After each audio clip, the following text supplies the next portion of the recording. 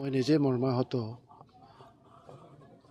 ৰাজীৱ হদিয়া দেখিছে, তেওঁ এনেকুৱা এখন ভিতৰুৱা গাঁৱৰ পৰা ওলাই গৈ আজি শিল্পী জগতখনত তেওঁ আজি অসমৰ সকলো জাতি জনগোষ্ঠীৰে অন্তৰ জয় কৰিবৰ কাৰণে সক্ষম হৈছিলে।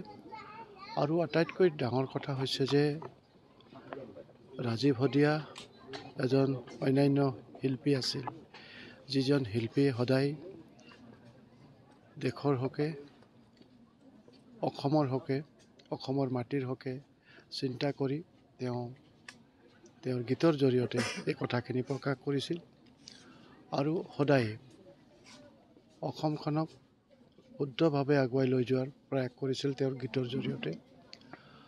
আজি হঠাতে তেওঁ আমাৰ মাজৰ পৰা হেৰাই গ'ল।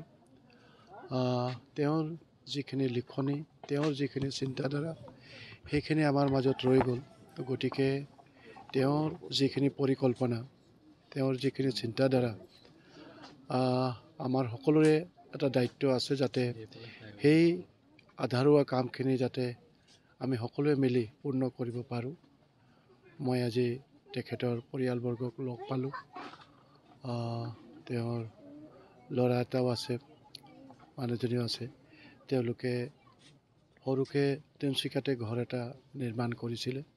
তো গতিকে বাকী এই পৰিয়ালটোক যেনেকৈ ধৰণৰ হয়, আমি যাতে সকলোৱে সহায়ৰ হাত বঢ়াই সেই পৰিয়ালটোক আমি লগত লৈ যাতে আগবঢ়াই লৈ যাওঁ, তাৰ কাৰণে আমাৰ সকলোৰে দায়িত্ব আছে।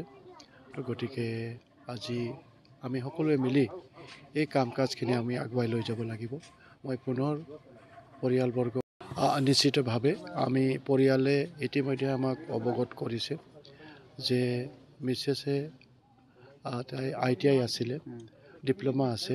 তো গতিকে তাই ইতিমধ্যে আমাৰ ইণ্টাৰভিউ দি থৈছে।